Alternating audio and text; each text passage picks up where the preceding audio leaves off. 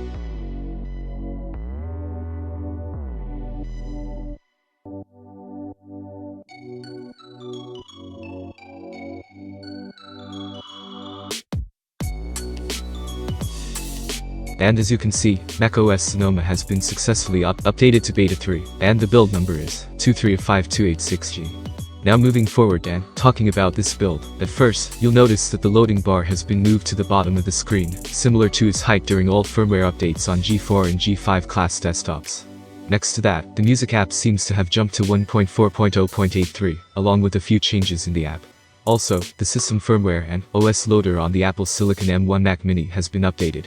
So, these were the noticeable changes made in this build. Now coming to the macOS Sonoma 14 Beta 3 release notes. The macOS 14 SDK provides support to develop apps for Mac computers running Sonoma 14 Beta 3. The SDK comes bundled with Xcode 15 Beta 3, available from the beta software downloads. In general, talking about the general known issues.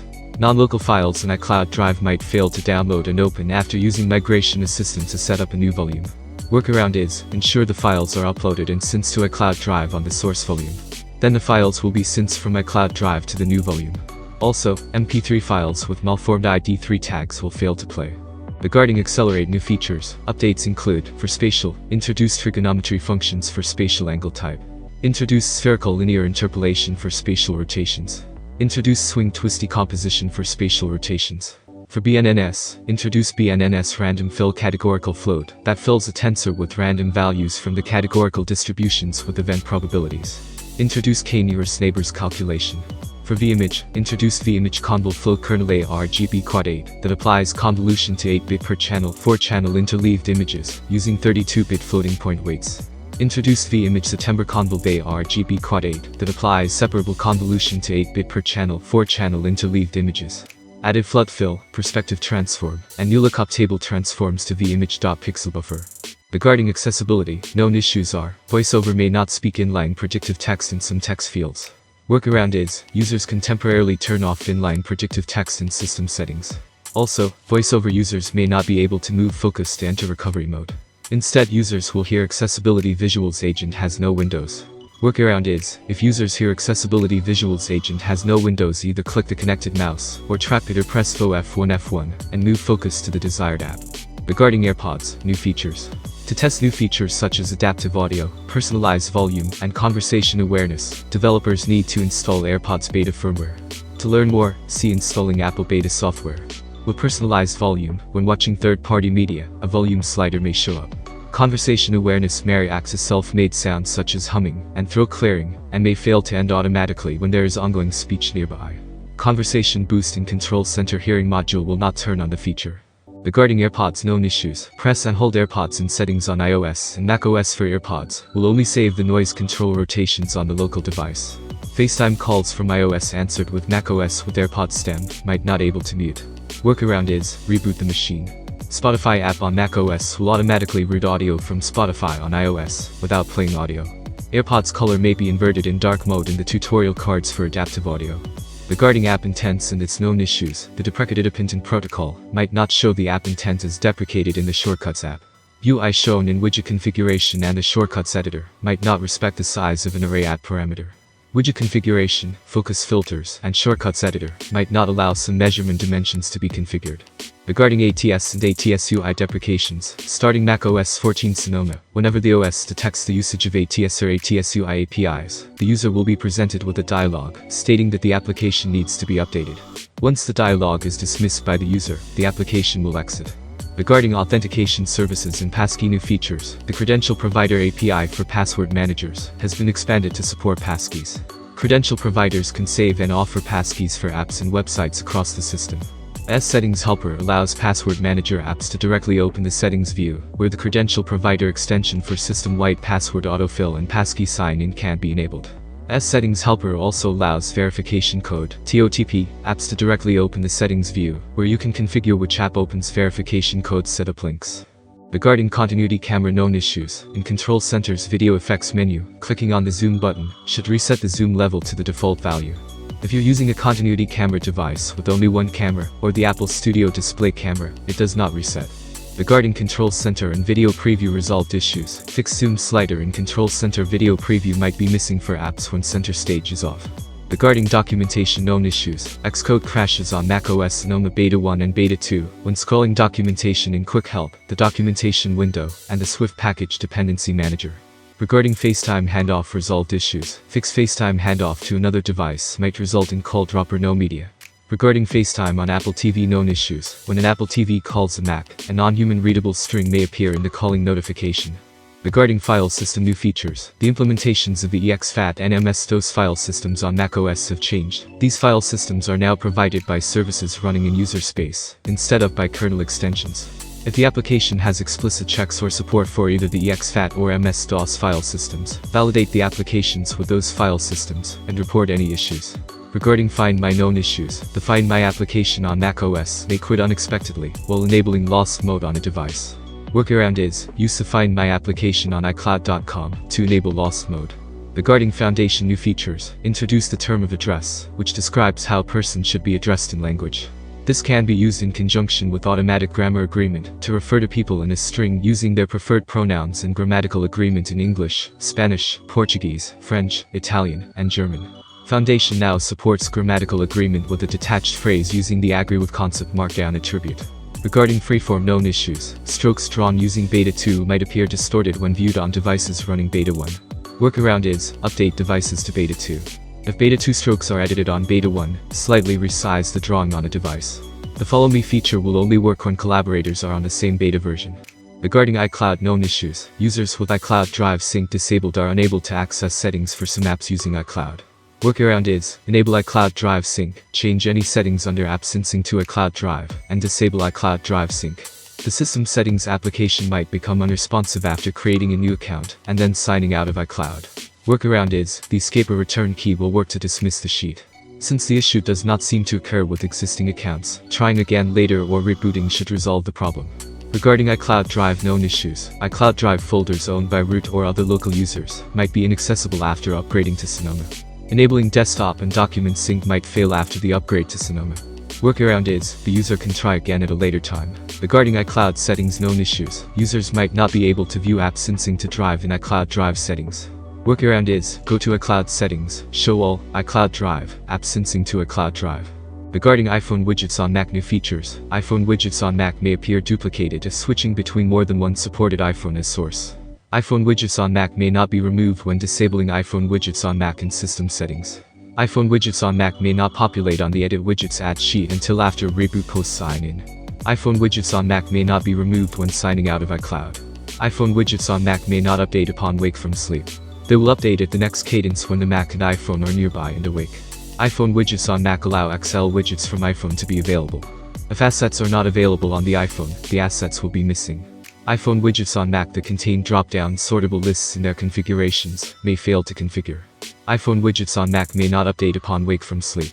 They will update at the next cadence when the Mac and iPhone are nearby and awake.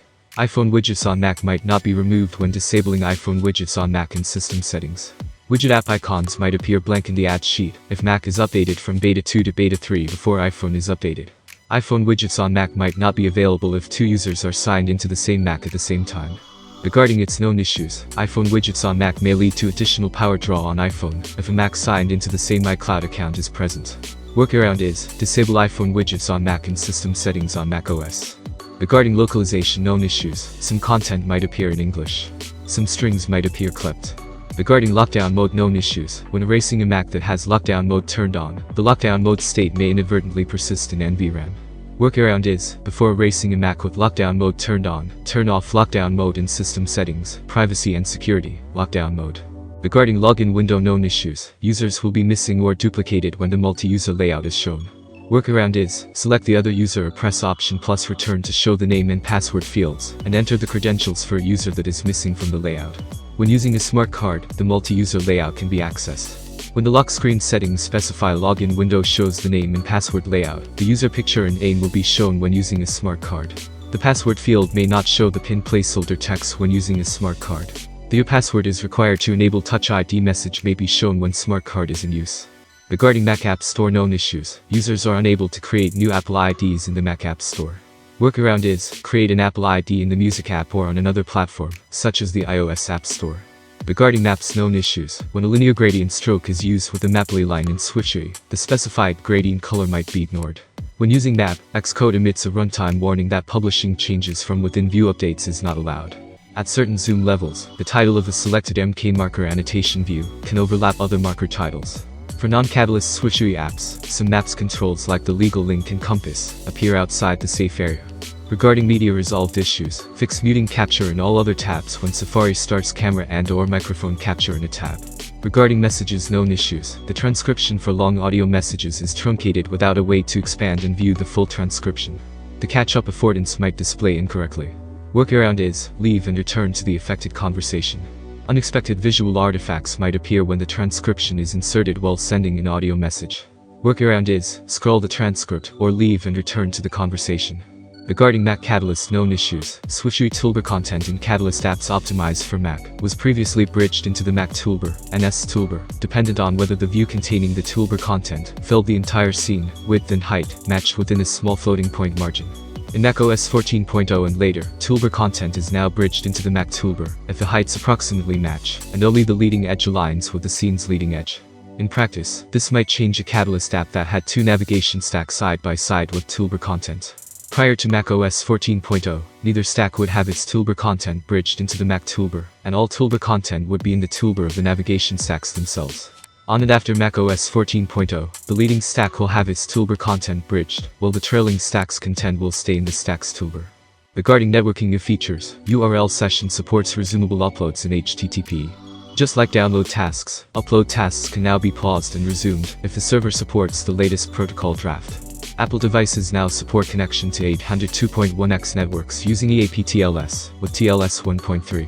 EAP-TLS 1.3 further improves security and privacy by always providing forward secrecy, never disclosing the peer identity, and by mandating use of revocation checking when compared to EAP-TLS with earlier versions of TLS.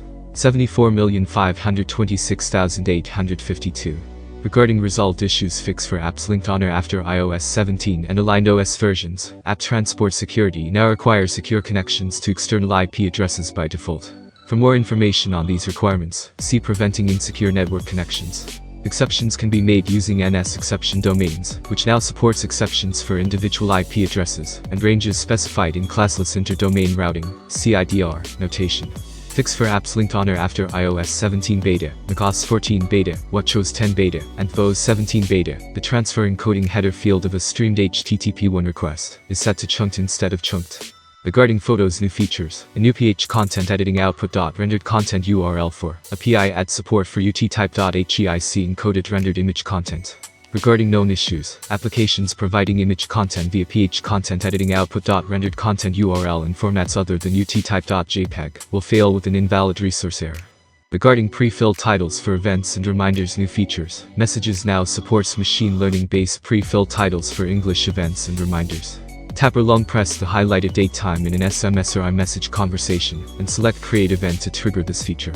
Regarding presenter overlay known issues, moving the small presenter overlay while a keynote presentation is played in full screen mode temporarily stops the presentation from being shared. Workaround is click on the Keynote application to restart sharing or use the Play in Window option. Regarding printing deprecations, macOS has removed the functionality for converting PostScript and EPS files to PDF format. As a result, Core Graphics eGPS Converter returns an error when invoked. Image.io no longer converts EPS files, and SEPS image rep does not display EPS files, and PM Printer Print with File does not accept a PostScript file for non-PostScript print queues. Regarding reactions, known issues. Reactions aren't currently available when using video conferencing apps in Safari. Regarding Rosetta, known issues. Intel applications might quit unexpectedly on launch under Rosetta. Workaround is, open Rosetta 2 updater.app in System, Library, Core Services, then click Install. Regarding screen sharing, new features. A high-performance connection requires a network that supports at least 75 megabits per second for one 4K virtual display, and at least 150 megabits per second for two 4K virtual displays. Low network latency is also required for responsiveness. Regarding resolved issues, fix. During screen sharing sessions using the new high-performance mode, the display connected to the server Mac might not be blank. Activity in the screen sharing session will be visible on the server Mac's display during and after the session ends. Regarding the known issues, when the viewer window in screen sharing app is made full screen with dynamic resolution enabled in a high-performance connection, the video content might not resize to fill the window. The video and cursor might lag during a high-performance connection with two 4K virtual displays to an M1 or M1 Pro server. Regarding screen sharing deprecations, use of legacy CG display stream APIs to capture screen content will result in additional consent alerts. Regarding screen time settings, known issues. Selecting a family member in screen time causes an error to occur in iCloud accounts, with family sharing enabled and a family member that is under 18. Workaround is, open the family settings, select a family member, and click screen time. Regarding video effects, known issues. Changing video effect settings for an application that accepts camera input changes the settings for other applications that also accept camera input. Workaround is, use Control Center to change video effect settings as needed per application use. The video effects menu bar item might not appear for certain applications. Workaround is, for continuity camera, use another video app, like FaceTime, to set the video effects. Regarding virtualization, known issues. Installing the macOS seed in a virtual machine on a host Mac may fail. Workaround is, install the latest developer seed of Xcode or device support from the developer download page on the host Mac, and retry installing the macOS seed in the virtual machine. Regarding Wi-Fi, known issues. While a Mac has active traffic via Wi-Fi, you might experience difficulty discovering and connecting to continuity camera. Workaround is, stop active traffic over the Wi-Fi link before starting a continuity camera session. Regarding WidgetKit, known issues. Some widgets on macOS, especially those that use app intents for configuration, might not work properly the first time the system is started. Workaround is, reboot the system before adding widgets. If you have already added widgets that are showing empty, delete the widget, reboot, and re-add it. So these were the important updates regarding the macOS Sonoma 14 Beta 3 update. If you want to know more, follow the link to the official macOS Sonoma 14 Beta 3 release notes. So, that was it. Hope it was useful. Consider like for the video, subscribe to the channel, and if you have any question, just comment down below. Thanks for watching, and have a great day ahead.